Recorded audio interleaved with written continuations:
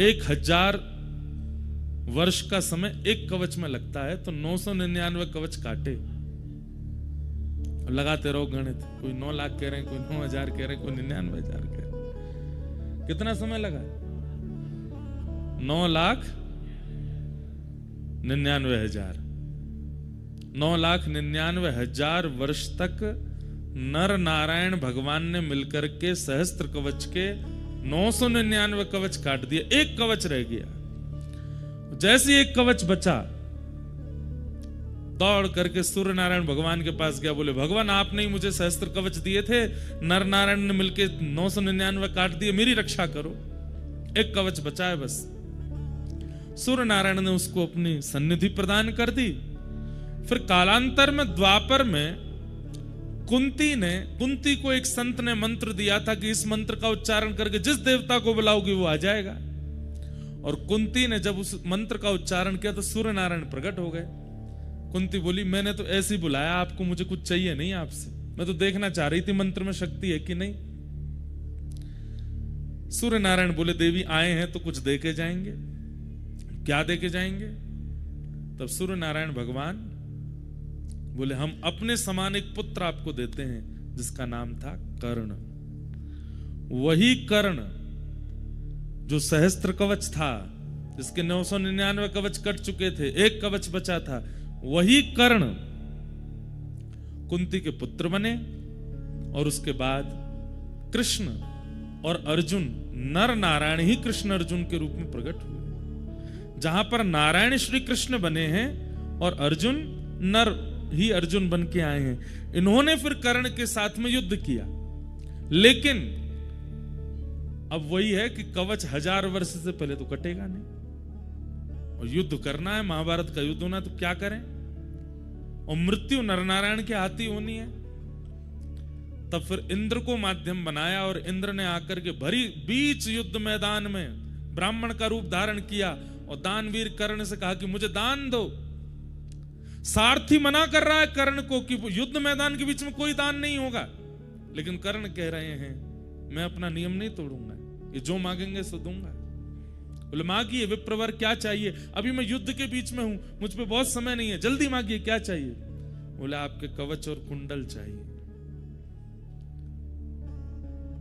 कर्ण समझ गए अब मेरी मृत्यु है, और उसी समय अपने कवच कुंडल विप्र को दे दिए, और सहस्त्र कवच का इतने युगों बाद जाकर के फिर संहार हुआ। तो वही नर नारायण यहां पर विराजमान है।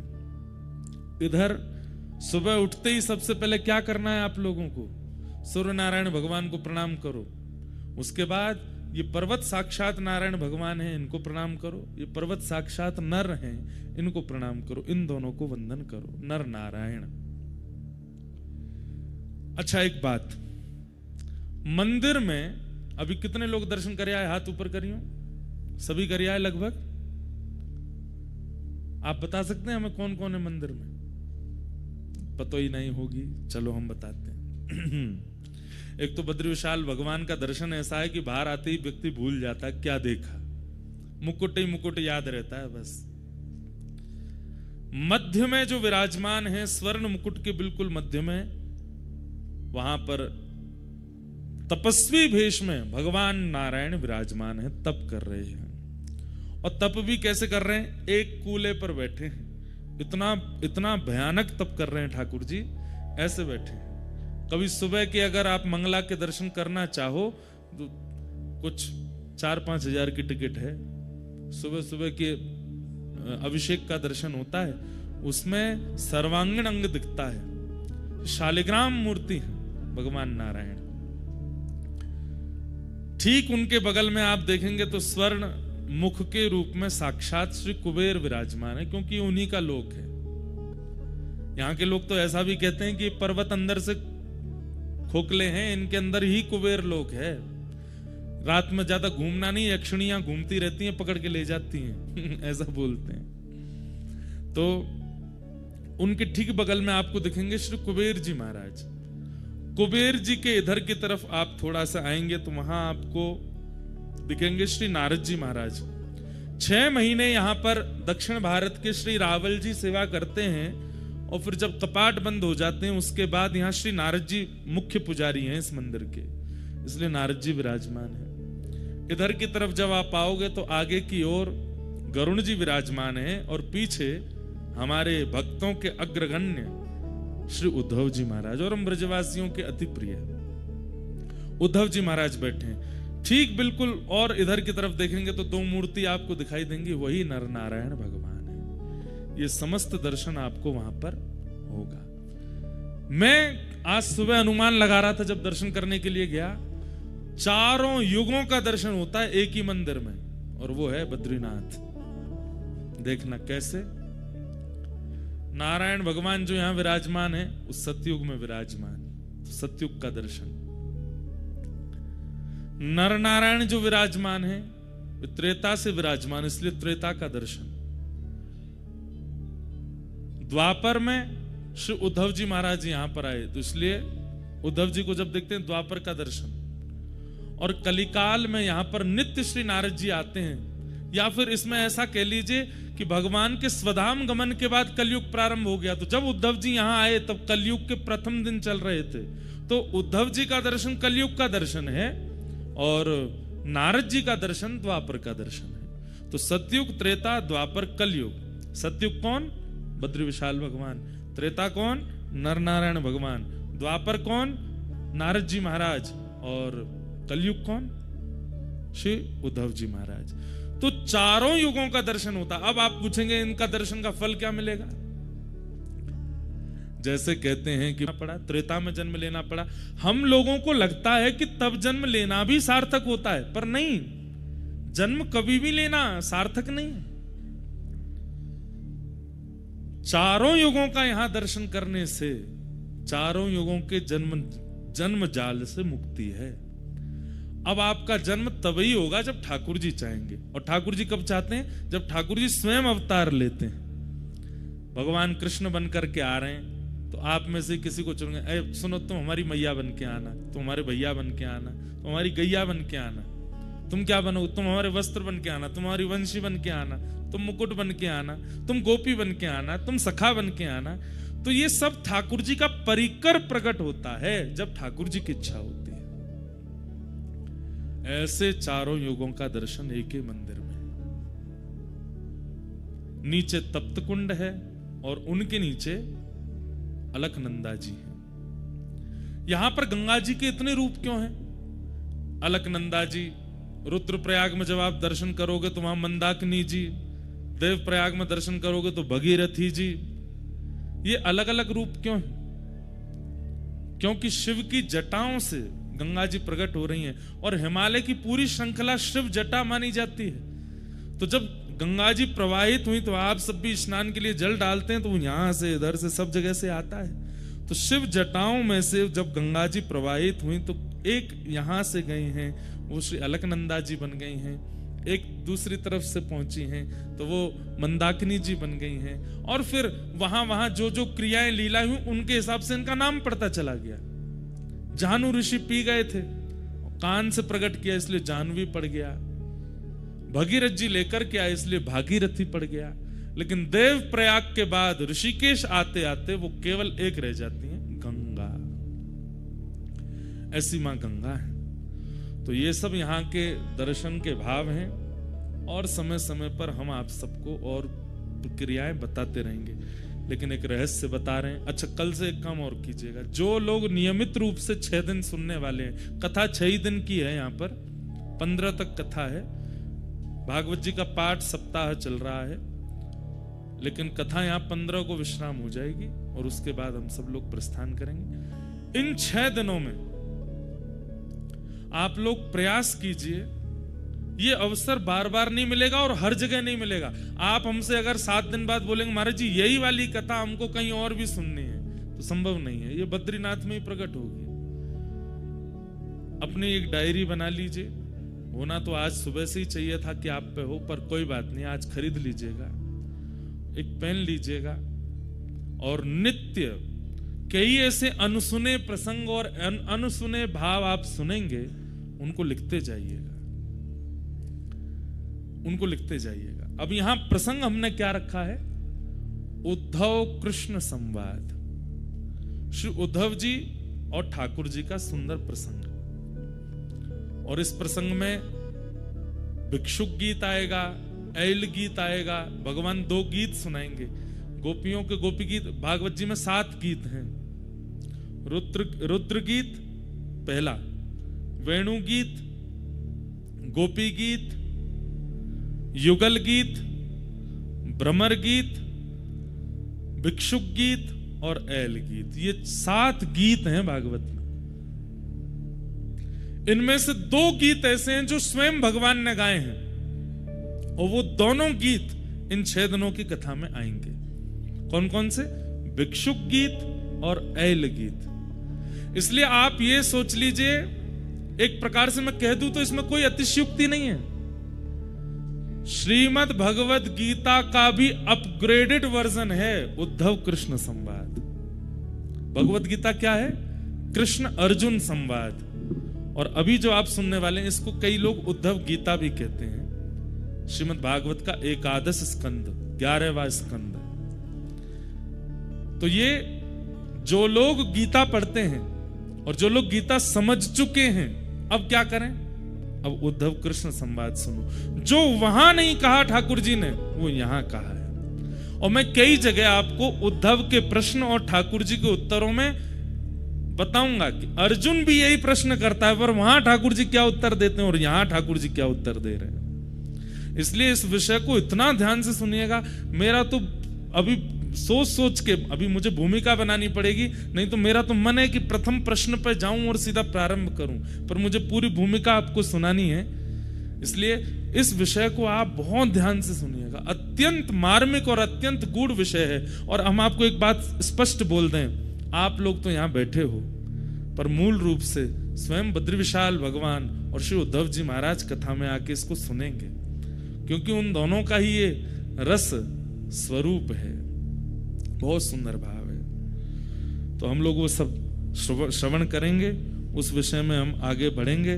कुछ पॉइंट्स में लिख कर के लाया हूं, जिससे मुझे आज की भूमिका को प्रकट करना है। सबसे पहली बात,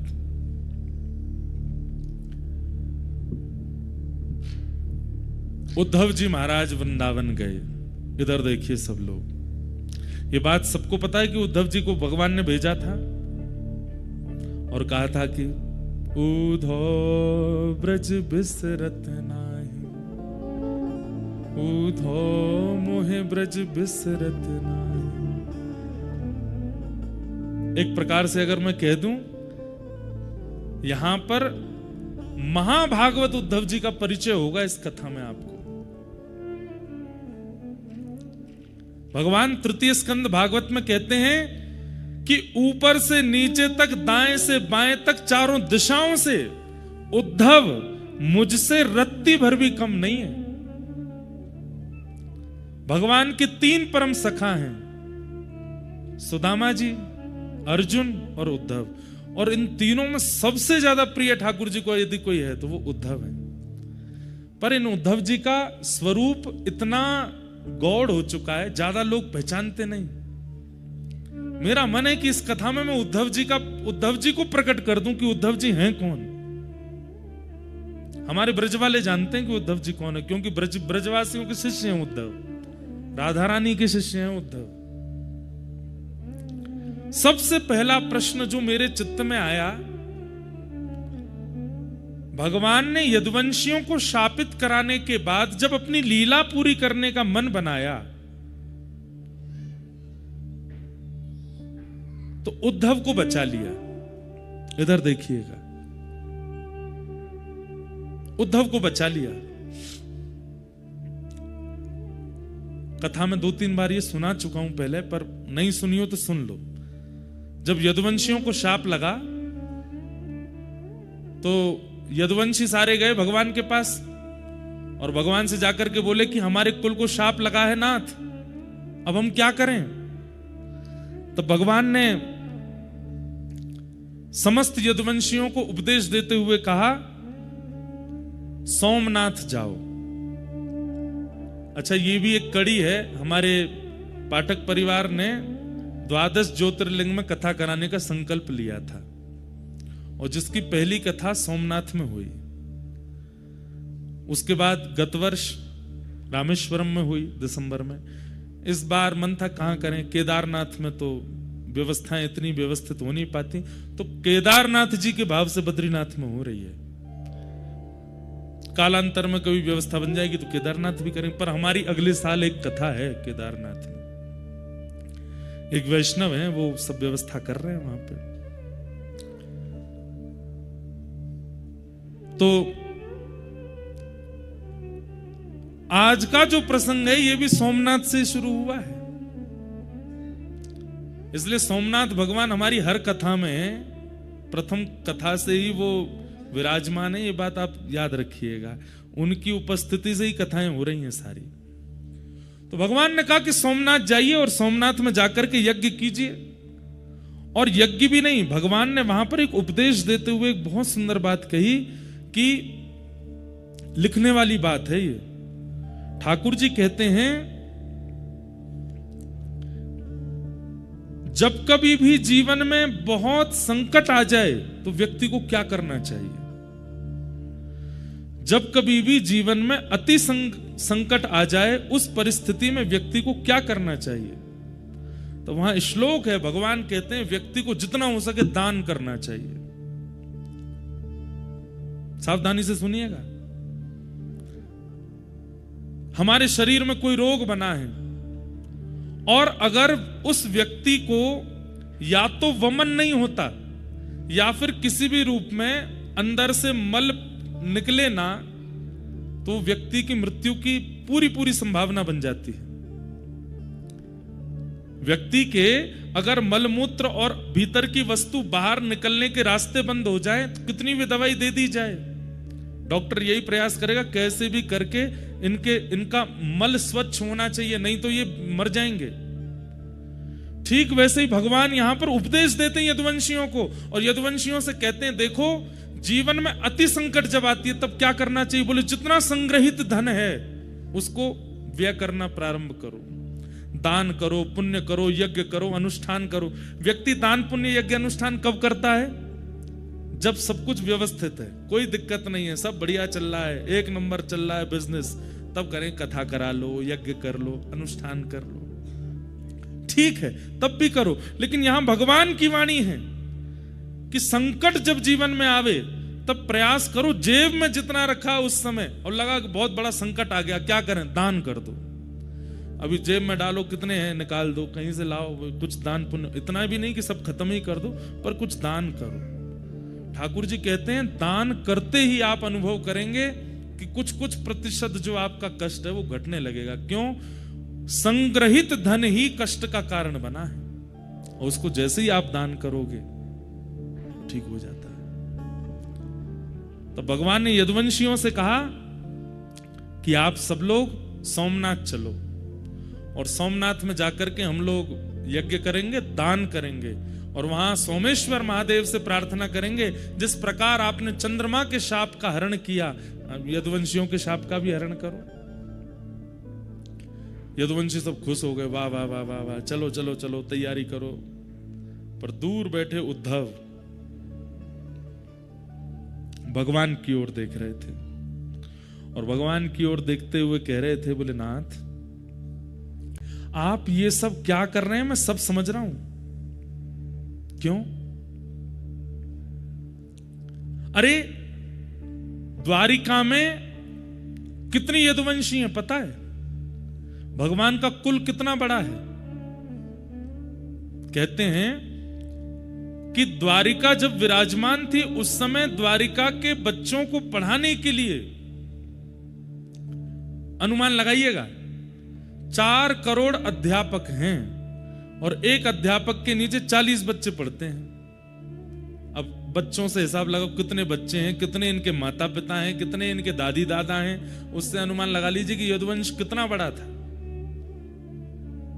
जो समुद्र में डूब चुकी द्वारिका वो छोटी नहीं थी, विशाल थी। इतने बृहद यदुवंश था कि ठाकुर जी को एक दिन चिंता हो गई, और ठाकुर जी एक दिन रुक्मणी जी से बोले मथुरा अच्छा था, व्रज अच्छा था। बोले क्यों? यहां कभी कोई उत्सव ही नहीं होता, कभी कोई मनोरथ ही नहीं होते, कभी कुछ होता ही नहीं है बढ़िया। द्वारिका जब से बनी है तब एक दिन वसुदेव जी ने कन्हैया से कही, बोले लाला हमारो यदुवंश इतनो बड़ो है, कभी कोई की मृत्यु है जाए, कभी कोई को जन्म है जाए, कभी हम सूतकन में रहे, कभी हम सोवरन में रहे, कब पता चली सूतक दूर भयो तो सोवर है गए, सोवर भयो तो सूतक है गए। अरे 3-3 सूतक चल रहे हैं एक साथ, क्यों? इतना बड़ा परिवार है। भगवान बोले करता हूं इसका निधान। और भगवान ने सूतक, सोवर, पातक आदि सब लोगों को बुलाया, उनमें शाप भी आया। और सबसे भगवान ने कहा, देखो तुम लोग किसके लिए बने हो? लोग किसके लिए बने हैं? मानवों के ऊपर चढ़ने के लिए बने हैं।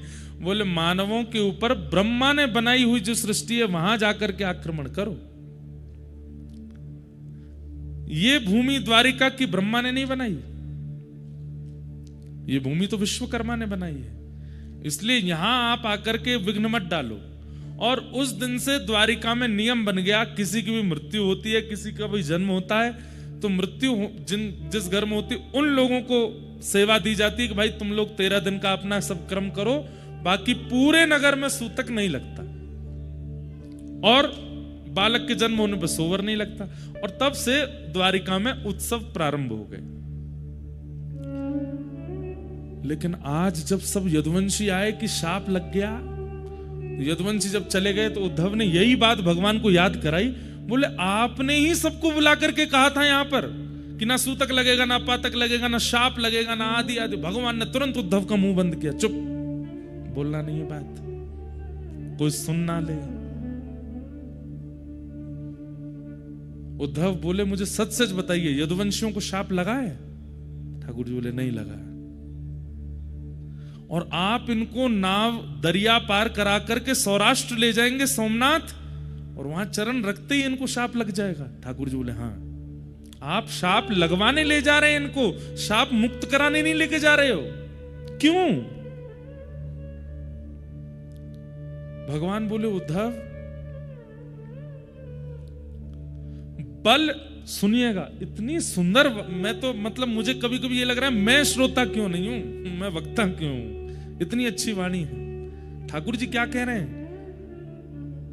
उद्धव बल अगर पराधीन है तो वो वही बल राक्षस बन जाता है, इसलिए बल सदैव किसी के अधीन होना चाहिए।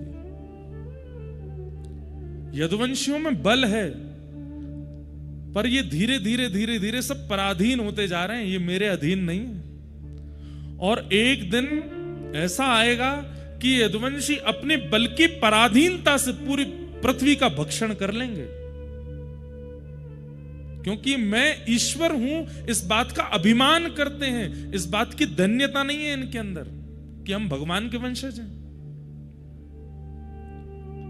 कितनी अच्छी बात कह रहे हैं ठाकुर जी कि बल चाहे बुद्धि का हो, बल चाहे धन का हो, बल चाहे शरीर का हो, बल चाहे विवेक का हो, वो सदा पराधीन होना चाहिए, दूसरे के अधीन होना चाहिए।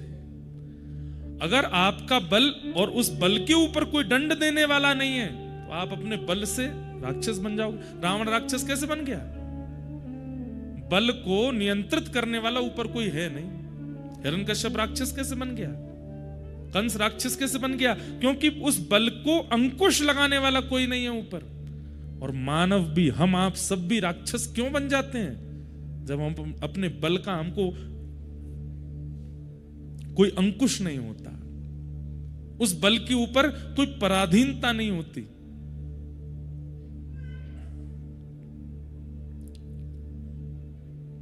भगवान बोले इसलिए यदुवंशियों का नाश होना जरूरी है उद्धव, और मैं इन लोगों को लेके जाऊंगा, लेकिन तुम नहीं जाओगे। क्यों? मैं भी तो यदुवंशी हूं, मैं क्यों नहीं जाऊंगा? तो भगवान बोले उद्धव कोई तो एक रहना चाहिए ना, जो मेरी भक्ति का, मेरे भाव का, मेरे ज्ञान का, मेरे धर्म का आगे तक प्रचार कर सके। और फिर इसी विषय को ठाकुर जी यहां उद्धव के चित्त में विरक्ति आवे, भक्ति आवे, त्याग आवे। और वो कैसे आएगा? उद्धव यहां प्रश्न करता जा रहा है और ठाकुर जी उसको उत्तर देते जा रहे हैं। वही उद्धव कृष्ण संवाद है। अब हम चलते हैं, ये मध्य का भाग छोड़ दिया मैंने, जो उद्धव कृष्ण संवाद है। भूमिका प्रारंभ की बता दी कि उद्धव कृष्ण संवाद प्रारंभ कहां से होता है, कि उद्धव चरणों में बैठा है और चरणों में बैठ करके कह रहा है कि आप मुझे छोड़ करके क्यों जा रहे हैं, मुझे भी शाप क्यों नहीं लगवा रहे हैं, मेरा पूरा परिवार है, मैं भी यदुवंशी हूं, आप मेरे भाई हैं, ये सब मेरे चाचा ताऊ सब मेरे हैं, मुझे भी अपने साथ ले जाइए, मुझे अकेला क्यों छोड़ के जा रहे हैं। इसी ज्ञान का उपदेश देने के लिए ठाकुर जी अब यहां उद्धव को उद्धव गीता सुनाएंगे और उद्धव धीरे धीरे प्रश्न करेंगे और ठाकुर जी उनको बताएंगे। अब चलते हैं इसके अंत में। अंत में क्या होगा? जैसे उद्धव का ज्ञान पक्ष पूर्ण हो जाएगा, भगवान उद्धव को आज्ञा करते हैं, क्या उद्धव, अब मेरे जाति द्वारिका डूब जाएगी, तुम कहां जाओगे? उद्धव जी के मन में आया कि मुझे एक ही जगह भेज सकते हैं, ये कहां? वृंदावन। क्योंकि मैं शाम तक की कह के गया था इनसे कि मैं शाम को आ जाऊंगा, और 6 महीने तक उद्धव नहीं आए थे लौट करके। और उद्धव जी ने वहां पर झोली फैला करके मांगा भी था, आशा महो चरण रेणुज श्याम हम श्याम वृंदावने किमपि गुलमलतोषधीनाम।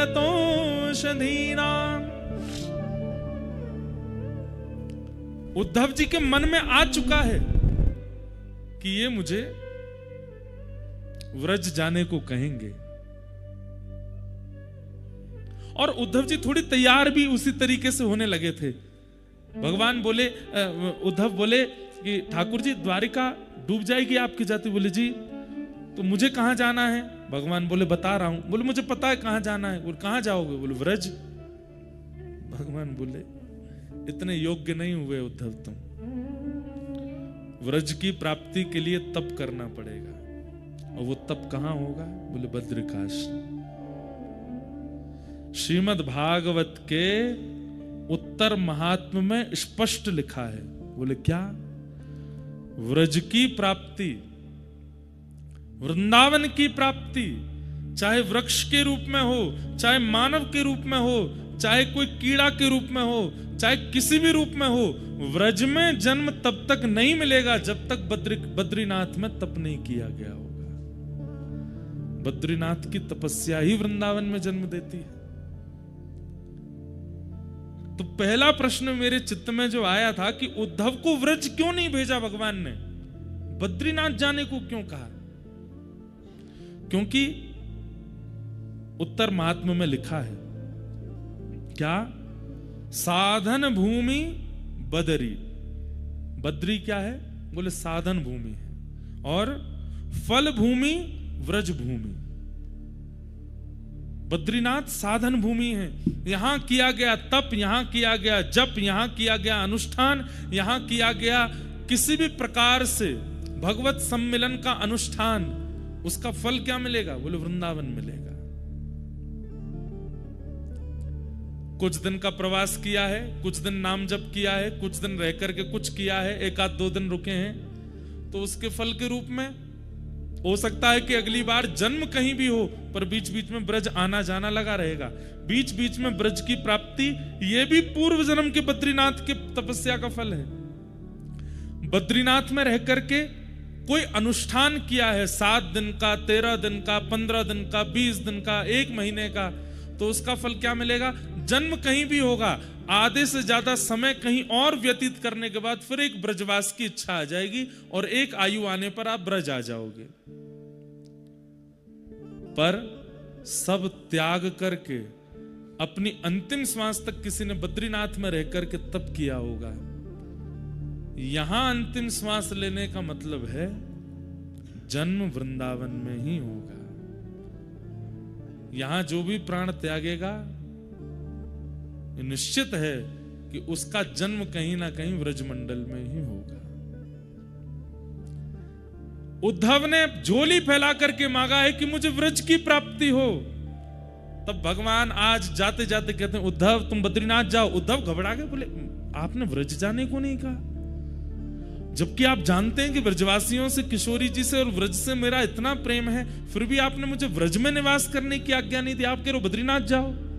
तो भगवान प्रसन्न होकर के बोले, व्रज ऐसे ही नहीं मिलेगा उद्धव, उसके लिए तुम्हें बद्रीनाथ में तप करना पड़ेगा, इसलिए तुम बद्रीनाथ जाओ। सोचिए, ये बात बोलने में आपको कैसा सुनने में लगा मुझे तो नहीं पता, पर कहते कहते मेरे तो रोंगटे खड़े हुए कि मेरा जन्म व्रज का है और ये मेरे कौन से जन्म के तप का फल है, इसलिए बद्रिकाश्रम इतना प्रिय लगता होगा। और एक और बात, जरूरी नहीं है व्रज में जन्म लेने वाला हर व्यक्ति बद्रीनाथ में तप करके गया होगा, क्योंकि व्रज में जन्म लेकर के व्रज को ही नहीं जानता ऐसा व्यक्ति का व्रज में जन्म लेने का कोई अभिप्राय नहीं। पर व्रज में जन्म लेकर के व्रज की महिमा जाने, रज की महिमा जाने, किशोरी जी की महिमा जाने, ठाकुर जी की महिमा जाने, यमुना जी की महिमा जाने, समझो वो पूर्व से बद्रीनाथ में तप करके आया है, तभी उसको व्रज मिला है। तो यहां एक रात्रि भी आप रुकते हैं, अगले जन्म में कम से कम वो 10 रात्रियों के रूप में व्रज की प्राप्ति होगी। यहां जितना लंबा समय, एक हमारे पंडित जी हैं, वो तो 6 महीना धरती पर रहते हैं, मतलब नीचे रहते हैं, और 6 महीने यहां रहते हैं, ऐसा तप करते हैं, और उनको साक्षात शंख चक्र गदा पद्मधारी नारायण के दर्शन हुए इसी बद्रीनाथ में। तो जो पहला प्रश्न मेरे मन में था कि उद्धव को वृंदावन क्यों नहीं भेजा, उसका समाधान आज मिला। क्यों? क्योंकि सीधे वृंदावन ठाकुर जी कह रहे हैं ऐसे नहीं मिलेगा, वाकई नहीं, तो व्रज में बद्रीनाथ में तप करना पड़ेगा। नारायण क्यों बैठे हैं यहां तप में, उसके पीछे भी 2 कारण हैं, बहुत सावधानी से सुनिएगा।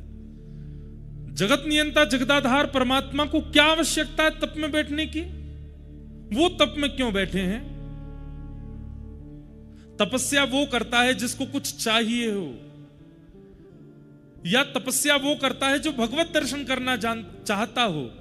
स्वयं भगवान है, स्वयं सर्व समर्थ हैं, जिनकी भ्रगुटी टेढ़ी होने पर पर्वत बन जाते हैं, जिनके मुस्कुरा जाने पर समुद्र में लहरें आ जाती हैं, जिनके क्रोध हो जाने पर भूमि बीच से फट जाती है और नूतन प्रलय हो जाता है, उन परमात्मा को तप में बैठने की क्या आवश्यकता है?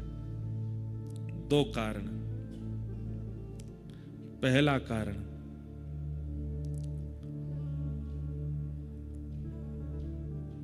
कर्म की पत्नी का नाम है तपस्या। क्या? कर्म की पत्नी का नाम क्या है? तपस्या। और कर्म और तपस्या के घर जन्म लेता है फल। कौन जन्म लेता है? फल। आपके और मेरे जीवन में ये तीनों नहीं है, केवल 2 हैं। कौन? कर्म और फल। तपस्या कहां है? और बिना तपस्या के फल का जन्म होगा नहीं। चाहे आप सतयुग में देख